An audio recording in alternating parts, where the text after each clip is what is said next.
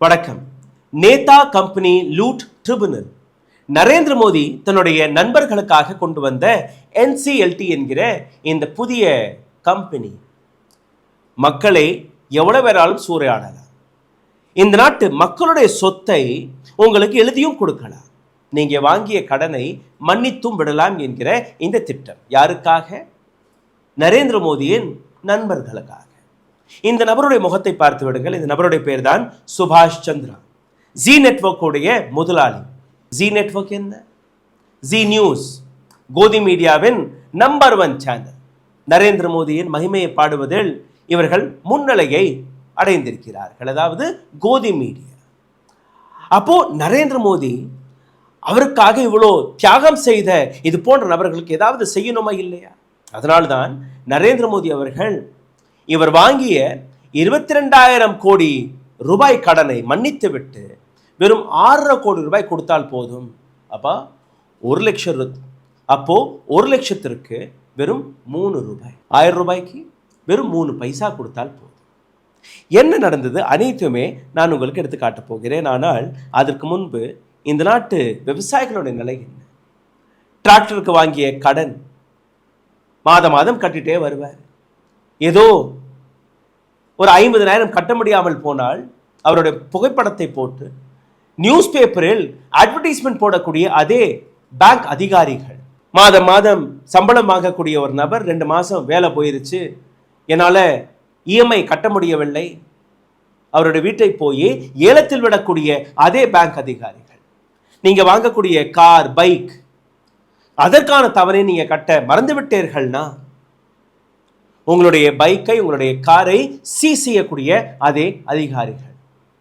Credit card கட்ட முடியவில்லையா? குண்டர்கள் உங்களுடைய வீட்டு வாசலில் வந்து உங்களை அவமானப்படுத்துவார்கள், மிரட்டுவார்கள், அதே பேங்க் அதிகாரிகள். ஆனால் சுபாஷ் சந்திரா போன்ற நபர் அல்ல, இந்த கேட்டகரியில் இருக்கக்கூடிய எத்தனையோ கோடீஸ்வரர்கள் இந்த நாட்டில் இருக்கிறார்கள். யாருக்கு எவ்வளவு பணத்தை நீங்க ரைட் ஆஃப் செய்திருக்கிறீர்கள், எவ்வளவு பணத்தை நீங்க மன்னித்து விட்டிருக்கிறீர்கள்? இந்த நாட்டை சூறையாடிய அந்த மகான் கார்ப்பரேட்னர்கள் யார் என்கிற பட்டியலை கூட இந்த நாட்டு பேங்க், வங்கி அதிகாரிகள் வெளிவிட மறுத்து வருகிறார்கள். அரசாங்கம் மறுத்து வருகிறது. நடந்தது என்ன அனைத்தையுமே நீங்க பாருங்கள். சுபாஷ் Chandra, the owner of Zee group, இவர் மீது எப்படி இந்த 22,000 கோடி ரூபாய் கடன் வந்தது அதையும் நீங்க பார்க்க வேண்டும். விவேக் இன்ஃப்ராகான் என்கிற ஒரு கம்பெனி இந்தியா புல்ஸ் ஹவுசிங் என்கிற ஒரு கம்பெனியிடம் போய் எனக்கு 170 கோடி ரூபாய் கடன் கொடுங்க. நீ யாரியா? எந்த தைரியத்தை வைத்து நீ என்னோட கடன் கேட்ட வந்திருக்க? இல்லை நான் திருப்பி கொடுத்துருவேன். அதெல்லாம் முடியாது, உன்னோட கிரெடிட் ஸ்கோர் எல்லாம் அவ்வளோ நல்லா இல்லை, நான் உனக்கு கடனே கொடுக்க முடியாது. சரி, எனக்கு கொடுக்கலைன்னா பரவாயில்ல. சுபாஷ் சந்திரா உங்களுக்கு தெரியுமா? தெரியும், ஒரு பெரிய தொழிலதிபர், அவர் தான் என்னுடைய பாஸ். நான் கொடுக்கலைன்னா அவர் கொடுத்துருவார், வேணா ஃபோன் போட்டு கேட்டுக்கோங்க. ஓகே, இந்தியா புல்ஸ் கான்டாக்ட்ஸ் சுபாஷ் சந்திரா. இந்த மாதிரி விவேக் இன்ஃப்ராகான் என்கிற ஒரு கம்பெனி 170 கோடி ரூபாய் கேட்கிறார்கள். உங்களுக்கு தெரியும்னு வேற சொல்கிறாங்க. நீங்கள் கேரண்டி எடுத்துக்கிறீங்களா? எஸ் கொடுங்க. எந்த பத்திரத்தில் கையெழுத்து போட சொல்கிறீங்களோ நான் போட்டு கொடுக்குறேன், வாங்க. அதே மாதிரி சுபாஷ் சந்திரா கையெழுத்தெல்லாம் போட்டு இந்தியா புல்ஸ் விவேக் இன்ஃப்ராகானுக்கு 170 கோடி ரூபாய் கொடுத்துருது. இப்போ கடனை திருப்பி வாங்கணும் இல்லையா? கொடுத்த கடனை வாங்க போகும்போது விவேக் அப்படியே கையை தூக்கிட்டார். சாரி சார், என்னோட காசு இல்லை, நஷ்டம் ஆயிருச்சு. சரி, நோ ப்ராப்ளம் விவேக், உங்களுக்காக சுபாஷ் சந்திரா கையெழுத்து போட்டிருக்காரு, அங்கே போய் நாங்கள் அவரோட காசை வாங்கிடுறோம். இப்போ சுபாஷ் சந்திரா கிட்ட போகிறாங்க. சுபாஷ் சந்திரா போன 2-3 வருஷத்துக்கு முன்னாடி 41,000 கோடி ரூபாய் என்னுடைய சொத்து மதிப்பு இருந்தது. இப்போ திடீர்னு நீங்கள் பார்த்தீங்கன்னா 10,000 கோடி ரூபாய் எனக்கு நஷ்டமாயிருச்சு. அப்போது நான் கையெழுத்து போட்டு கொடுத்தேன் இல்லையா, அந்த செக்யூரிட்டி, அதெல்லாம் செல்லுபடியாக என்னால் அந்த பணத்தை திருப்பி கொடுக்க முடியாது. நான் Indiabulls says no problem sir, நாங்கள் கோர்ட்டுக்கு போகிறோம், நாங்கள் ட்ரிபுனலுக்கு போகிறோம், NCLT நாங்கள் போகிறோம். NCLTயில் போய் இந்தியா புல்ஸ் சுபாஷ் சந்திராக்கு எதிராக ஒரு வழக்கை பதிவிடுகிறார்கள். இப்போ இந்தியா புல்ஸ் எப்படி அங்கே வழக்கை பதிவிட போனதோ அதன்படி மீதம் இருக்கக்கூடிய நபர்கள் யாரெல்லாம் சுபாஷ் சந்திராவுக்கு பணத்தை கொடுத்து பணத்தை வாங்க முடியாமல் தத்தளித்து கொண்டிருந்தார்களோ எல்லாருமே ஒன்று கூடி இப்போ அடுத்தடுத்து எனக்கும் கொடுக்கணும் போய் நிற்கும் போது இந்த மொத்த தொகை 22,000 கோடி ரூபாயாக உயர்ந்து விடுகிறது. 22,000 crore. இப்போ இந்த 22,000 crore இதை வசூலிப்பதற்காக அரசாங்கம் உள்ள வருது. இந்த என்சிஎல்டிங்கிற இந்த நிறுவனம். என்சிஎல்டியுடைய வேலை என்ன? வங்கிகளிலிருந்து இது போன்ற வாராக்கடனை திருப்பி கொடுப்பது, செட்டில்மெண்ட் செய்து கொடுப்பது. ஆனால் இங்கே ஒரு ஹைபிரிட் ஸ்கேமை இன்னைக்கு நான் எக்ஸ்போஸ் செய்ய போகிறேன்.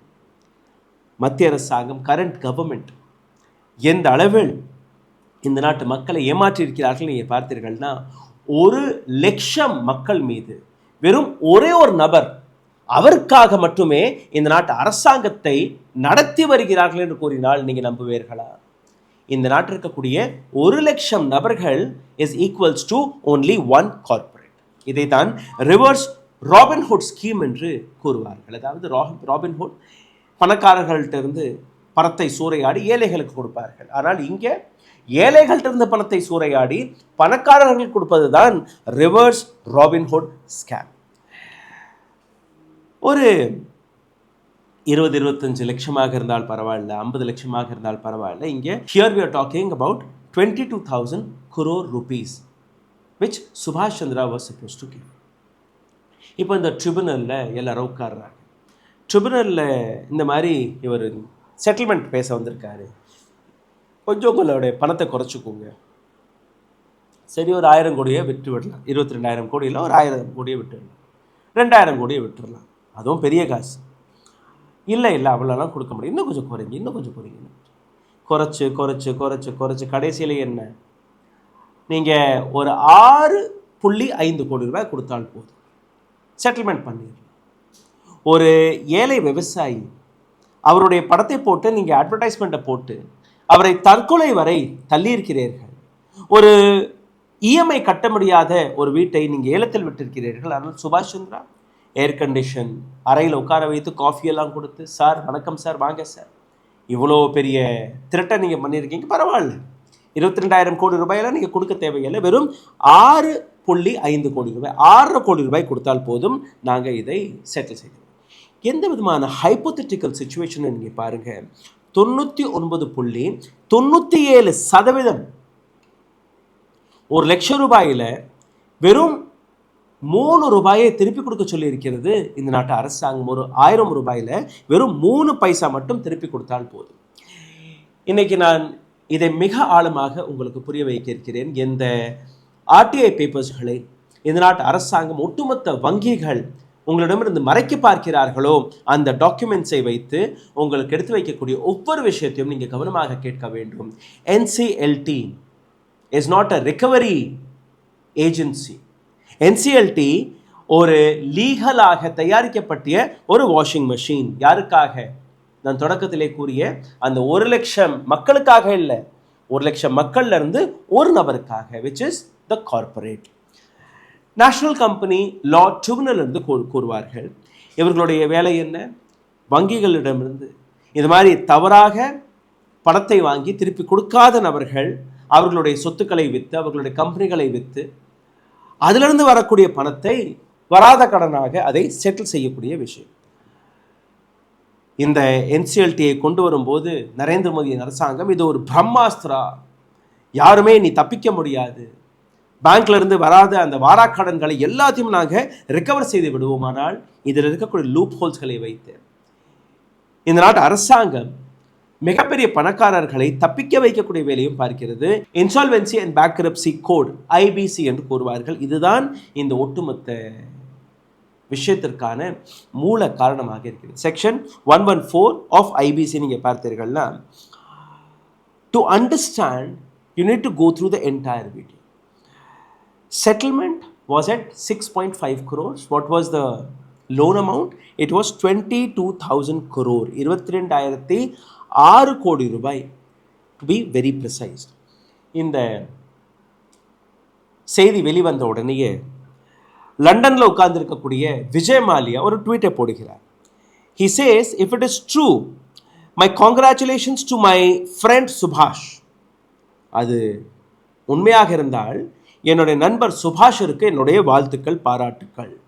Banks and government have admitted having recovered 14,100 crores from me against judgment debt of 6,203 crores. என்னிடம் இந்த நாட்டு அரசாங்கம் ரிகவர் செய்த சொத்து மதிப்பு 14,100 கோடி ரூபாய். என் மீது இருந்த வழக்கு வெறும் 6,203 கோடி ரூபாய். ஆனால் என்னை போன்ற many more borrowers have settled at fraction. நான் இரட்டை மடங்காக கொடுத்து கூட இன்னைக்கு இந்தியாவிற்கு வர முடியாமல் இருக்கிறேன். ஆனால் இந்தியாவிலே இருந்து கொண்டு பல நபர்கள் சும்மா சில்லறை காசை கொடுத்து செட்டில்மெண்ட் செய்து தப்பிக்கக்கூடிய வேலையை பார்த்திருக்கிறார்கள். ஒரு விதமான ஒரு டார்கெட் செய்திருக்கிறார் நரேந்திர மோடி அரசாங்கத்தை. யார்? ஒரு திருடன் இன்னொரு திருடனுடைய விஷயத்தை எடுத்து வைத்து தன்னை ஜஸ்டிஃபை செய்யக்கூடிய வேலையை பார்க்கிறார். ஸோ இந்த விஷயத்தை எவ்வளோ கேவலமாக நம்ம பார்க்க வேண்டும். சுபாஷ் சந்திரா ஒரு கம்பெனி நடத்தி அந்த கம்பெனி வழியாக இந்த நாட்டு மக்களிடமிருந்து வரக்கூடிய பல்வேறு பணத்தை சூறையாடி இன்றைக்கி செட்டில்மெண்ட் நிலையில் உட்கார்ந்திருக்கிறார். இந்த நாட்டுடைய ஈகோ சிஸ்டத்தை நீங்கள் பார்த்தீர்கள். முதலில் இந்த ஆர்டிஐ பேப்பரை நீங்கள் பார்க்க வேண்டும். சென்ட்ரல் பேங்க் ஆஃப் இந்தியாவிடமிருந்து நேரடியாக ஒரு சிம்பிள் ஒரு தெளிவான கேள்வியை கேட்டிருந்தார் ஆர்டிஐ ஆக்டிவிஸ்ட் விவேக் பால்வர்கர். சஜக் நாகரிக் மஞ்ச் என்கிற ஒரு அமைப்பு அதோடைய பிரசிடென்டாகவும் இருக்கிறார். கடந்த 10 ஆண்டுகளாக, அதாவது 2016ஆம் ஆண்டிலிருந்து 2026ஆம் ஆண்டு வரை எத்தனை நபர்களுக்கு நீங்கள் 100 கோடிக்கு மேலே கடன் கொடுத்திருக்கிறீர்கள், எத்தனை நபருக்கு நீங்கள் 1 கோடி ரூபாய்க்கு கீழே கடன் கொடுத்திருக்கிறீர்கள், எவ்வளோ நீங்கள் ரெக்கவர் செய்தீர்கள், இந்த கேள்வியர் கேட்டார். அதற்கு சென்ட்ரல் பேங்க் ஆஃப் இந்தியா கொடுத்த பதில் மிகவும் வேடிக்கையாக இருக்கிறது. According to the bank own data, over 10 financial year, which is 2016-17 to 2025-26, the Central Bank of India wrote off loan worth 26,701.55 crores. 100 கோடிக்கு மேலே யாருக்கெல்லாம் கடன் கொடுத்தார்களோ அதிலிருந்து ரைட் ஆஃப் செய்த தொகை 26,701 கோடி ரூபாய். சரி, ரிகவரி எவ்வளோ செய்தீர்கள் சார்? 3,874 கோடி ரூபாய், விச் இஸ் 14.5%.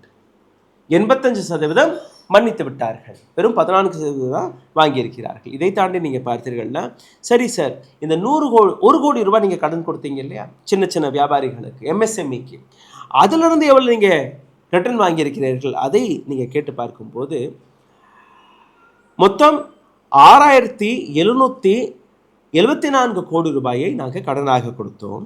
அதிலிருந்து 5,004 கோடி ரூபாயை ரிகவர் செய்து விட்டோம், விச் இஸ் 74%. 74% பணத்தை நாங்கள் வாபஸ் பெற்றுவிட்டோம். ஆனால் பெரிய பணக்காரர்களிடமிருந்து வெறும் 14%. சுபாஷ் Chandra 99.97% written off. When a bank can recover 74% from MSME, சின்ன சின்ன தொழில் செய்யக்கூடிய நபர்களிடமிருந்து இவ்வளோ வாங்கும்போது எப்படி நீங்கள் பெரிய வியாபாரிகளிடமிருந்து இந்த அளவில் கேவலமாக நடந்து கொண்டிருக்கிறீர்கள்? இந்த ஒட்டுமொத்த விஷயத்தை நீங்கள் இன்னும் ஆழமாக பார்த்தீர்கள்னா 26,000 கோடி ரூபாயை இந்த நாட்டு கார்ப்பரேட் அவர்களுக்கு மன்னித்து விட்டிருக்கிறது இந்த நாட்டு அரசாங்கம். இதே மிஸ்டர் வெல்கர் இவர் போட்ட அந்த ஆர்டிஎல் நீங்கள் பார்த்தீர்கள்னா 100 கோடி ரூபாய். அதற்கு மேலே கொடுத்த கடன் யாருக்கெல்லாம் கொடுத்தீர்கள்? அந்த பட்டியலை கொஞ்சம் கொடுங்கள் என்று கேட்டபோது பேங்க் கொடுத்த பதில், இல்லை, எங்களால் இந்த இன்ஃபர்மேஷனை கொடுக்க முடியாது. The information sought is related to third party, hence cannot be provided.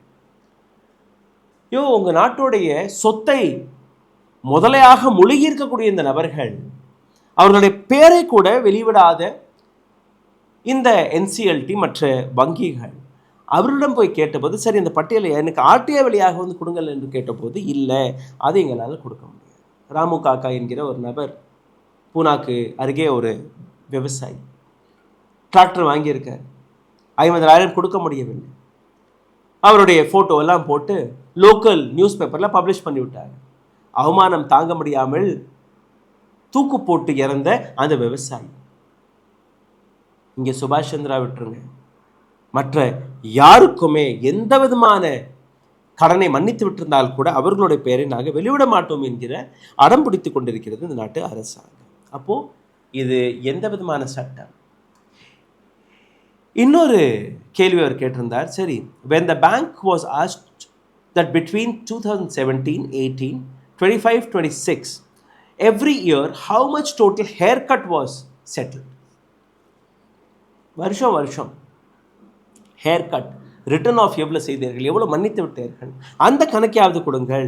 அதற்கு அவர்கள் கொடுத்த பதில், query is not clear hence cannot be replied. உங்களுடைய query எங்களுக்கு புரியலை, கேள்வியே எங்களுக்கு புரியலை, அதனால நாங்கள் இதை பற்றி பேச முடியாது. சரி, யாருக்கு இந்த நஷ்டம்? மிகப்பெரிய அளவில் எல்ஐசி நிறுவனத்திற்கு நஷ்டம் ஏற்பட்டிருக்கிறது. எல்ஐசி அவர்களும் இதே என்சிஎல்டிற்கு போயிருக்கிறார்கள். எங்களுக்கு 1332 கோடி ரூபாய் சுபாஷ் சந்திரா கொடுக்கணும் என்று. அப்போ அவர்களுக்கு எவ்வளவு திருப்பி போகும்னு நீங்க பார்த்தீர்கள்னா, கொடுத்த 1332 கோடி ரூபாயிலிருந்து இந்த 6.5 கோடி ரூபாய் வாங்கினாங்க இல்லையா, அதுல இருந்து 38 லட்சம் ரூபாய் எல்ஐசிக்கு போகுமா? நஷ்டம் யாருக்கு தெரியுமா? நீங்க போய் எல்ஐசியில் அக்கௌண்ட் ஓப்பன் பண்ணுறீங்க இல்லையா, பாலிசிஸ் வாங்குறீங்க இல்லையா, ஸோ உங்கள் போன்ற அப்பாவிகள் இவருக்கு கொடுத்த அந்த 1332 கோடி ரூபாயிலிருந்து 55%, 55% அதை உங்கள் தலையில் போடுவார்கள். மீதம் இருக்கக்கூடிய 45% அது எல்ஐசி ஏற்றுக்கொள்ளுமா? எல்ஐசிக்கிட்ட இருந்து பணம் வருதுங்க, மக்களுடைய பணம்.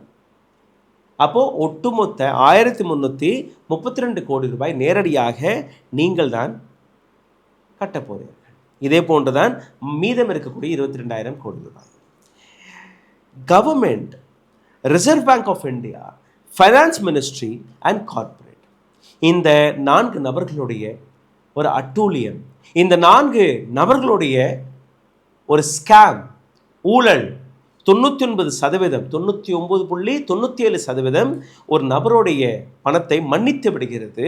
அதே நேரத்தில் இந்த நாட்டு ஏழைகளை அவர்கள் துன்புறுத்தி அவர்களிருந்து பணத்தை வசூலிக்கக்கூடிய வேலையை அவர்கள் பார்த்து வருகிறார்கள். இப்போ நான் காட்டக்கூடிய இந்த ஒரு சில இன்ஃபோகிராஃபிக்ஸை பாருங்கள். Friend versus his voters.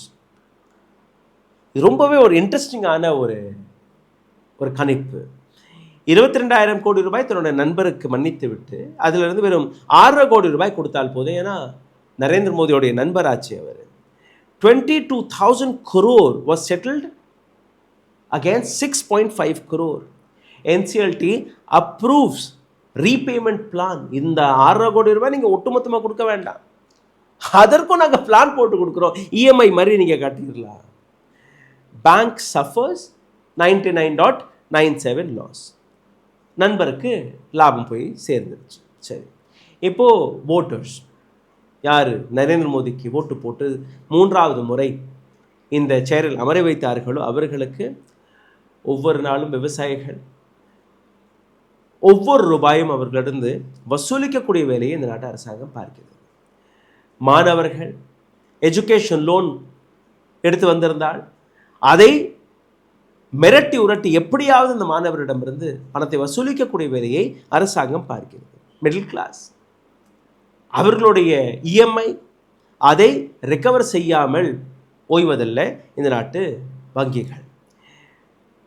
Delay EMI notice போகும், பெனல்டிஸ் போகும், வட்டிக்கு மேலே வட்டி போடுவார்கள். இது எல்லாமே ஓட்டர்ஸ்களுக்கான விஷயம். சரி, இப்போ இந்த இடத்துல இன்னொரு இன்ஃபோகிராஃபிக்ஸ் என்ன காட்டுறேன், எப்படி பேங்க் ஆஃப் பரோடாவை டாக்ஸ் பேருடைய பணத்தை வைத்து சூறடைய வைத்திருக்கிறார்கள். 250 million, bank of Baroda $250 million மாற்றி இருக்கிறது. எங்க? என்எம்சி ஹெல்த்திற்காக. பிஆர் ஷெட்டி அவருக்கு 6 பில்லியன் டெப்த். என்எம்சி கொலாப்ஸ்ட், அந்த கம்பெனி கொலாப்ஸ் ஆயிருச்சு, 600 கோடி ரூபாய் போயிருச்சு. சரி, 600 மில்லியன் போனதுக்கப்புறம் எவ்வளோ நீங்கள் ரெக்கவர் பண்ணீங்க? ஸ்வாஹா, ஒன்றுமே கிடைக்கல. 850 million in total, 850 million from the tax payers money, it is gone. அடுத்த இன்ஃபோகிராஃபிக்ஸை பாருங்கள். முதலாம் இடத்தை பிடித்த நபர் சுபாஷ் Chandra with 22,600 crore. Against that, you just need to pay 6.25 crore. Haircut. Videocon, 64,839 crores அவர்கள் பே பண்ணியிருக்கணும். ஆனால் எவ்வளோ கொடுத்திருக்கிறார்கள்? வெறும் 2,962 கோடி ரூபாய். அப்போது 95.85% அவர்களுக்கு மன்னிப்பு. ரிலையன்ஸ் இன்ஃப்ராடெல், அனில் அம்பானியோடைய இந்த கம்பெனி 42,394 கோடி ரூபாயை இவர் கொடுத்திருக்கணும். ஆனால் கொடுத்தது என்ன? வெறும் 4,247. நேரடியாக 90% ஹேர் கட். ஏர்செல் குரூப் 36,102 கோடி ரூபாய் மன்னித்து விட்டார்கள். 81.5%. கட்டணது எவ்வளோ? வெறும் 6,677 கோடி ரூபாய். அலோக் இண்டஸ்ட்ரீஸ் 30,000 கோடி ரூபாய் செலுத்தியிருக்க வேண்டும், கடன் வாங்கியிருக்கிறார். திருப்பி கொடுத்தது எவ்வளோ? வெறும் 5,115 கோடி ரூபாய். ஹேர் கட் எவ்வளோ? 83.3%. Bhushan power steel 47,902 crores his loan. செலுத்தியது எவ்வளோ? 19,895, 58.5% hair cut. Now you make me understand. இன்னொரு டேட்டா வெளிவந்தது. 47,000 crore rupees for Anil Ambani. அந்த 4,500 கோடி ரூபாய் அவர் கொடுக்கல. கொடுத்தது எவ்வளோ? அதுல இருந்தும் 10%, which is 455 crore. just 455 crore. So உங்களுடைய டிவி ஸ்க்ரீனில் நீங்கள் பார்ப்பது அனில் அம்பானி, சுபாஷ் சந்திரா, பேங்க் ஆஃப் பரோடா மற்றும் ஃப்ரெண்ட்ஸ் ஆஃப் தி சிஸ்டம். இந்த அனைத்தையுமே நீங்கள் கூட்டி கழித்து பாருங்கள். கிட்டத்தட்ட 17,000 கோடி ரூபாயை இந்த நாட்டு அரசாங்கம் ரைட் ஆஃப் செய்திருக்கிறது, ரிட்டர்ன் ஆஃப் செய்திருக்கிறது, ஒட்டுமொத்த இந்திய டாக்ஸ் பேயர்களுடைய பணத்தை வைத்து. அதே நேரத்தில் இன்கம் டாக்ஸ் வழியாக எவ்வளோ வசூலிக்கிறார்கள்? 26.23 லட்சம் கோடி ரூபாய். ஜிஎஸ்டி வழியாக 22.27 லட்சம் கோடி ரூபாயை வசூலிக்கிறார்கள். ஆனால் இஸ்ரோவுடைய பட்ஜெட் 13,705 கோடி ரூபாய். ஃப்ரீபீஸ் என்கிற பெயரில், இலவச திட்டங்கள் என்கிற பெயரில் 8.96 lakh crore இந்த நாட்டில் லூட்டடித்து வருகிறார்கள் இந்த நாட்டு அரசியல்வாதிகள். 50,000 crore rupees, 50,000 rupees. உத்தரப்பிரதேசத்தில் நீங்கள் பிஜேபிக்கு ஓட்டு போட்டீர்கள்னா ஒவ்வொரு பெண்ணுடைய அக்கௌண்ட்டிற்கும் 50,000 ரூபாயை கொடுக்கக்கூடிய அனௌன்ஸ்மெண்ட்டை பிஜேபி செய்திருக்கிறது. அதாவது இந்த நாட்டில் டாக்ஸ் பேயருடைய பணத்தை வைத்து பிஜேபி தனக்கான ஓட்டை வாங்கக்கூடிய வேலையை பார்த்து வருகிறார்கள். எப்படி? எனக்கு புரியவில்லை. எப்படி? இதையெல்லாம் கேட்டதுக்கு பின்பு கூட நீங்கள் அமைதியாக இருக்கிறீர்கள், எனக்கு புரியவில்லை. இந்த சுபாஷ் சந்திரா இவருக்கு கொடுத்த பணம் எந்தெந்த வங்கி, அதையும் நீங்கள் பாருங்கள். LIC housing finance, Axis bank, RBL bank, IndusInd bank, IDBI trusteeship, Franklin Templeton, Union bank of India, HDFC bank, Canara bank, இதெல்லாம் அவருக்கு கொடுத்த கடகாரர்கள். இந்த இடத்துல நீங்கள் பார்த்தீர்கள்னா இந்த ஒட்டுமொத்த சிஸ்டத்தையே எந்த பேங்க் அதிகாரி, எந்த பேங்கோடைய அந்த டைரக்டர்ஸ் 500 கோடி ரூபாய், 1000 கோடி ரூபாய், 200 கோடி ரூபாய் என்று அந்த லோனிற்காக சாங்ஷன் செய்கிறார்களோ அதே போன்ற அதிகாரிகள் தான் இந்த ரைட் ஆஃப் செய்யக்கூடிய வேலையும் பார்க்கிறார்கள். அக்கௌண்டபிலிட்டி எங்கேயுமே கிடையாது. பதில் யார்ட்டையுமே கேட்பதல்ல. இன்னும் அடானி அம்பானியோடைய கணக்கு வெளியில எடுத்து வைக்கல. அடானிக்கு கொடுத்த கணக்கு அது ஒரு தனியாகவே ஒரு சாப்டராகவே நான் இன்னும் ஒரு 2 நாளில் போட போகிறேன். அடானி அம்பானி இந்த நாட்டு அரசாங்கத்திடமிருந்து வாங்கிய அந்த கடன், அதுவும் இதே போன்று டாக்ஸ் ரிபேட்லேருந்து அந்த ரிபேட் இந்த ரிபேட்னு எவ்வளவோ பணத்தை மன்னித்து விட்டது இந்த நாட்டு அரசாங்கம். Now make me understand. ஒரு பக்கம் கார்ப்பரேட் கோடிக்கணக்கான பணத்தை, ரூபாயை வாங்கி திருப்பி கொடுக்காமல் அவர்களுக்கு 95-99% வரை ரிபேட் கொடுக்கக்கூடிய அரசாங்கம். இன்னொரு பக்கம் ஏழை விவசாயிகள், படிக்கக்கூடிய மாணவர்கள், இஎம்ஐ கட்ட முடியாத அந்த மிடில் கிளாஸ், அவர்களுக்கு நீங்கள் இலவசமாக எதுவும் கொடுக்க தேவையில்லை. 2 மாதத்துக்கு 3வது மாதம் அவர் கட்டிடுவார் என்கிற அந்த அவகாசத்தை கொடுத்தாலுமே போதுமே. அவர்களை அவமானப்படுத்த தேவையில்லையே. அப்போது அவர்களுடைய பெயரை நீங்கள் பட்டியல் போட்டு காட்டும்போது, அவர்களுடைய பெயரை நீங்கள் நியூஸ் பேப்பரில் பப்ளிஷ் செய்யும் போது, ஏன் இது போன்ற நபர்களுடைய பெயரை நீங்கள் பப்ளிஷ் செய்யக்கூடாது? எத்தனை பேர் இது போன்று டிஃபால்டர்ஸ்களாக இருக்கிறார்களோ அவர்களுடைய பெயரை இந்த நாட்டு அரசாங்கம் வெளிப்படையாக வெளிவிட வேண்டும். அவர்களுடைய போஸ்டர்ஸ், அவர்களுடைய அட்வர்டைஸ்மெண்ட்டை லோக்கல் நியூஸ் பேப்பர்ல இருந்து மெயின் ஸ்ட்ரீம் நியூஸ் பேப்பர் வரை, நியூஸ் மீடியா வரை பப்ளிஷை செய்ய வேண்டும். 2வது, இது போன்ற நபர்கள் அவர்களிடம் இருக்கக்கூடிய சொத்துக்களை, கம்பெனிகளை எல்லாத்தையும் விற்று இந்த வங்கிகளுக்கு கிடைக்கக்கூடிய அந்த கடனை சரிபார்க்க வேண்டுமே ஒழிய இங்கே மன்னித்து விடுவதெல்லாம் இங்கே இதற்கு மேல் செல்லுபடியாகாது. Narendra Modi, Nirmala Sitharaman and so called these corporates, on top of it NCLT has to take accountability for this. RBI has to take accountability for this. சிந்தித்து பாருங்கள். நன்றி, வணக்கம். இந்த வீடியோவில் உங்களை இன்னும் ஆழமாக கூட்டிச் செல்லும் முன்பு ஒரு சிறிய கோரிக்கை. இந்த சேனலை, இந்த வீடியோவை எங்கிருந்து நீங்கள் பார்க்கிறீர்களோ அந்த இடத்துடைய பெயரை கீழே எழுதிவிடுங்கள். எங்களுக்கும் தெரியட்டும் இந்த வீடியோ எங்கெல்லாம் போய் சேர்கிறது என்று. இதை தாண்டி பொருளாதார ரீதியாக எங்களை தொடர்ந்து முடக்கக்கூடிய வேலையை பார்த்து வருகிறார்கள். காரணம், நாங்கள் இது போன்ற டீட்டெயில்டான இன்ஃபர்மேஷனை உங்களிடம் பகிர்கிறோம். அது அவர்களுக்கு பிடிக்கவில்லை. ஆகையால் எங்களை முடக்கி வருகிறார்கள். அருகில் இருக்கக்கூடிய QR கோடை பயன்படுத்தி உங்களால் முடிந்த உதவியை நீங்கள் தெரிவிக்கலாம். ஊடகம் கார்ப்பரேட் அரசியல்வாதிகளின் கைப்பாவையாக, அடிமைகளாக இருந்தது போதும். இனி சாட்டை எடுத்து சுழற்றும் நேரம் வந்துவிட்டது. ஊடகம் பொதுமக்களாகிய உங்களுக்காக, உங்களாலேயே இயக்கப்பட வேண்டும். ஊடக சுதந்திரத்திற்காக உங்களின் பங்களிப்பை இன்றே அளித்திடுங்கள். ஓ, அப்ப அந்த மிஸ்டர் அண்ட் மிஸ்ஸஸ் பெர்ஃபெக்ட் உண்மையிலேயே வர்த்து. நரம்பு தளர்ச்சியிலிருந்து விடுபட்டு உடம்பு ஒரு புது வீரியம் பெற மா நேச்சுரல்ஸோட மிஸ்டர் பெர்ஃபெக்ட்டை யூஸ் பண்ணுங்க.